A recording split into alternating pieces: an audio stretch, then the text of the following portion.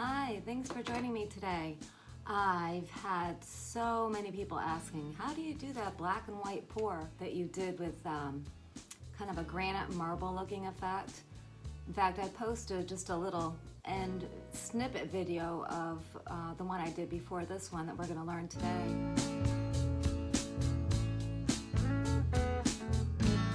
On Pinterest, and it already has like over 2,000 views of people asking, how did you do that? I really want to learn how to do that.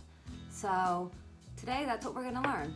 It's basically just using a canvas, whether it's a 10 by 10, 12 by 12, 11 by 14.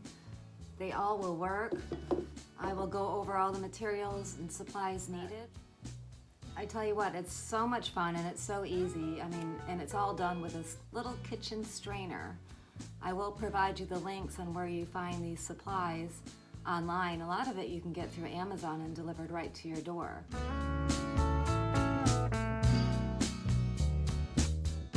So it's really a lot of fun. You will learn how to mix the paints for the acrylic pour method and how to apply them to your canvas, how to maneuver the canvas to get the granite marble effect.